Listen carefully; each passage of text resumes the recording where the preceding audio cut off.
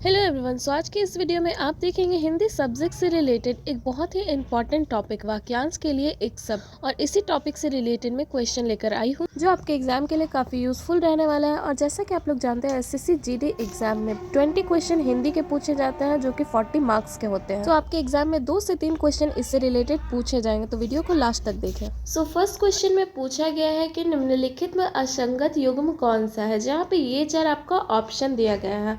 तो इस वीडियो में आप ये देखेंगे कि यहाँ पे आपको एक वाक्यांश के लिए एक शब्द सिलेक्ट करना है, एक शब्द चुनना है। जैसे आपको ऑप्शन 1 में दिया है एक वाक्य, जो कानों का प्यारा लगे उसे कर्ण प्रिय कहते हैं। तो जो कानों का प्यारा लगे उसे कर्ण प्रिय कहते हैं, ये बिल्कुल आपका सही दिया गया है। इन चारों में से आपको असंगत को चुनना है। दूसरा आपका ऑप्शन दिया है, जो शास्त्र के अनुसार हो उसे शास्त्राधीन कहते हैं। तो ये ऑप्शन भी आपका बिल्कुल सही है। तीसरा आपको ऑप्शन दिया है, जो सोच समझकर खर्च करता है उसे मितव्ययी कहते हैं। तो ये ऑप्शन भी बिल्कुल आपका सही है। इसके साथ ही आपका जो चौथा ऑप्शन दिया है, जिसका कोई मूल्य ना हो उसे अमूल्य कहते हैं, तो ये आपका बिल्कुल गलत है। तो ऑप्शन 4 आपका करेक्ट आंसर होगा। जिसका कोई मूल्य ना हो उसे मूल्यहीन कहते हैं, अमूल्य नहीं। अमूल्य किसे कहते हैं? तो जिसका मूल्य ना आंका जा सके उसे अमूल्य कहते हैं। तो इस पॉइंट को आप लोग याद रखिएगा। नेक्स्ट क्वेश्चन में आपको पूछा गया है कि जो कानून के अनुसार ना हो के लिए एक शब्द निम्नलिखित में से कौन सा होगा। तो जो कानून के अनुसार ना हो के लिए आपका 4 ऑप्शन दिया गया है यहाँ पे। तो जो कानून के अनुसार ना हो उसे अवैध कहेंगे। तो ऑप्शन 2 यहाँ पे आपका करेक्ट आंसर हो जाएगा। इसके अलावा जो आपका 3 ऑप्शन दिया हुआ है, अंधाधुन, कानूनन और अवैतनिक, तो देखिए जो बिना सोचे समझे कार्य करता है उसे अंधाधुन कहते हैं, और जो कानून के द्वारा होता हो उसे कानूनन कहते हैं। वेतन ना पाने या वेतन ना लेने वाले को अवैतनिक कहते हैं। तो इसमें आप लोग हर एक एक पॉइंट को याद रखेगा, क्योंकि इसमें से 1 से 2 क्वेश्चन आएगा ही आएगा। नेक्स्ट क्वेश्चन में पूछा गया, वह स्त्री जिसे हाल ही में बच्चा हुआ हो के लिए सार्थक शब्द क्या है, जहाँ पे ये 4 आपका ऑप्शन दिया गया है। तो देखिए वो स्त्री जिसे हाल ही में बच्चा हुआ हो उसे जच्चा कहते हैं, यानी यहाँ पे ऑप्शन 4 आपका करेक्ट आंसर होगा। और बाकी जो आपका 3 ऑप्शन दिया हुआ है, गर्भवती, जननी और माँ, इसका अर्थ ये है, जननी का अर्थ होता है जन्म देने वाली, गर्भवती का अर्थ होता है गर्भ धारण करने वाली, और माँ का अर्थ होता है माता, या फिर जो एमडी लोग बोलते हैं ना, अम्मी, ये होता है। नेक्स्ट क्वेश्चन में पूछा गया है कि प्रिय बोलने वाली स्त्री के लिए एक शब्द क्या है, जहाँ पे ये 4 आपका ऑप्शन दिया गया है। तो प्रिय बोलने वाली स्त्री को प्रियमवदा कहते हैं। तो यहाँ पे ऑप्शन 4 आपका करेक्ट आंसर हो जाएगा। और बाकी के जो 3 दिए गए हैं, पहला है आपका प्रियदर्शी, तो जो प्रेम पूर्वक दूसरों को देखने वाला होता है उसके लिए प्रियदर्शी शब्द का उपयोग करते हैं।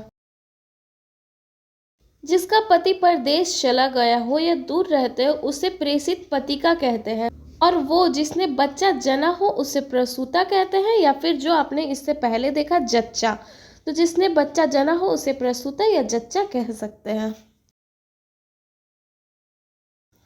नेक्स्ट क्वेश्चन में पूछा गया, जिसे समझना कठिन हो वाक्यांश के लिए उपयुक्त शब्द का चयन करें, जहाँ पे ये 4 आपका ऑप्शन दिया गया है। तो जिसे समझना कठिन हो उसे दुर्बोध कहते हैं।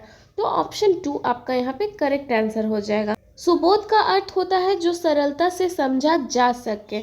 सुगम का अर्थ होता है जहाँ पहुँचना सरल हो। दुर्गम का अर्थ होता है जहाँ जाना कठिन हो। तो इन चारों पॉइंट्स को भी आप लोग याद रखिएगा।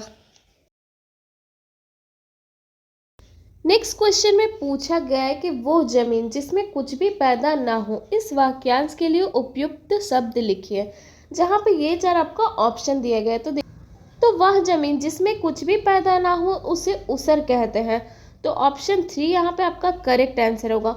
और इस उसर को आप बंजर भी कह सकते हैं, क्योंकि बंजर इसका पर्यायवाची शब्द है।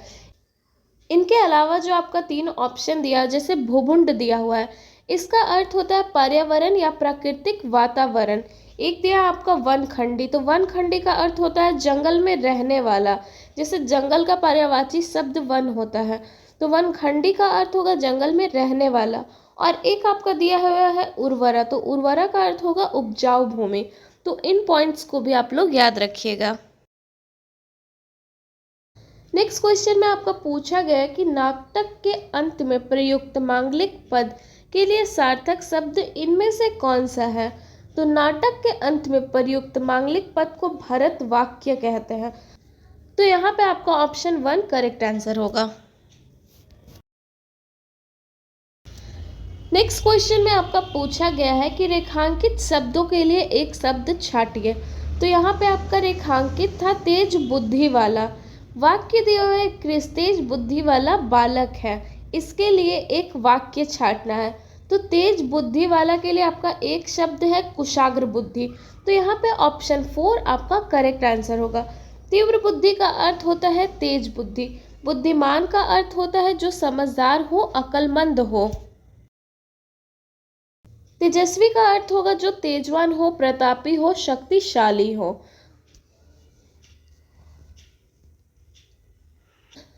नेक्स्ट क्वेश्चन में पूछा गया है जिसे उचित उत्तर तत्काल सूझ जाए, इस वाक्यांश के लिए कौन सा सार्थक शब्द अधिक उपयुक्त है?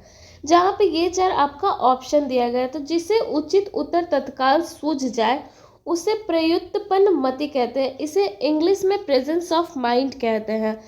तो यहाँ पे आपका ऑप्शन 1 करेक्ट आंसर हो जाएगा। इसके अलावा जो आपका 3 ऑप्शन दिया गया है, जैसे प्रतियोगी, प्रतियोगी का अर्थ होगा प्रतिद्वंदी जोड़, साझेदार या फिर हिस्सेदार।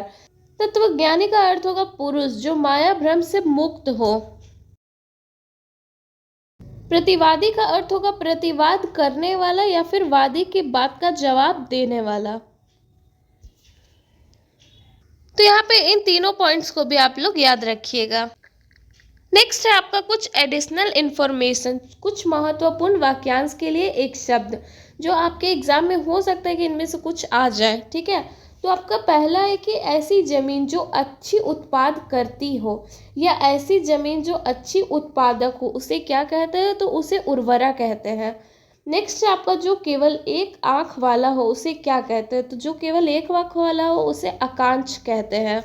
नेक्स्ट है आपका कि जिसकी बुद्धि बहुत तेज हो उसे क्या कहते हैं? ये आपका पूछा भी गया था। तो जिसकी बुद्धि बहुत तेज हो उसे कुशाग्र कहते हैं। नेक्स्ट पूछा गया है आपका कि आकाश को स्पर्श करने वाले को क्या कहते हैं? तो आकाश का पर्यायवाची होता है गगन। तो आकाश को स्पर्श करने वाला को गगनचुंबी कहते हैं। नेक्स्ट है आपका परंपरा से चली आ रही कथा के लिए एक शब्द क्या है? तो इसके लिए एक शब्द है अनुश्रुति। नेक्स्ट पूछा गया आपका जो दूसरों की उन्नति देखकर जलता उसे क्या कहते हैं? तो जो दूसरे की उन्नति देखकर जलता है उसे ईर्ष्यालु कहते हैं, इसे इंग्लिश में जेलस कहते हैं। नेक्स्ट आपका पूछा गया कि जो ईश्वर में विश्वास रखता है उसे क्या कहते हैं? तो जो ईश्वर में विश्वास रखता हो उसे आस्तिक कहते हैं, और जो विश्वास नहीं रखता है उसे नास्तिक कहते हैं। नेक्स्ट पूछा गया आपका कि जो रचना अन्य भाषा की अनुवाद हो उसे क्या कहते हैं? तो जो रचना अन्य भाषा की अनुवाद हो उसे अनुद्युत कहते हैं। नेक्स्ट आपका कि जिसकी तुलना ना हो सके उसे क्या कहते हैं? तो जिसकी तुलना ना हो सके उसे अतुल्य कहते हैं, और जिसकी तुलना हो सके उसे क्या कहते हैं? उसे तुल्य कहेंगे। नेक्स्ट है आपका कि जो कानून के अनुसार ना हो, तो जो कानून के अनुसार नहीं होगा उसे अवैध कहेंगे, और जो कानून के अनुसार होगा उसे वैध कहेंगे। नेक्स्ट है आपका जिसका वर्णन ना किया जा सके, तो जिसका वर्णन नहीं किया जा सकता है उसे अवर्णनीय कहेंगे, और जिसका वर्णन किया जा सकेगा उसे वर्णनीय कहेंगे। नेक्स्ट है आपका जो कार्य कष्ट सहन कर किया जाए उसे कष्ट साध्य कहते हैं, और जो कष्ट सहन करके ना किया जाए उसे साध्य कहेंगे। नेक्स्ट आपका दूसरों के उपकार को ना मानने वाला को क्या कहेंगे? तो जो दूसरे के उपकार को नहीं माने उसे कृतघ्न कहेंगे। नेक्स्ट पूछा गया आपका किसी वस्तु को प्राप्त करने की तीव्र इच्छा रखने वाले को क्या कहेंगे? तो किसी वस्तु को प्राप्त करने की तीव्र इच्छा रखने वाले को अभिप्सा कहेंगे। नेक्स्ट पूछा गया जहाँ सैनिक निवास करते हैं उसे क्या कहते हैं, तो जहाँ सैनिक निवास करते हैं उसे छावनी कहते हैं। नेक्स्ट आपका पूछा है जो निंदा के योग्य जिसकी चाहत या आशा हो उसे अपेक्षित या फिर निंदनीय कहेंगे। सो ये सारे क्वेश्चन आपके एसएससी भी किसी एग्जाम एसएससी जीडी हो, एमटीएस हो या सीएचएसएल हो, इस टॉपिक से रिलेटेड 2 या 3 क्वेश्चन पूछे ही जाते हैं।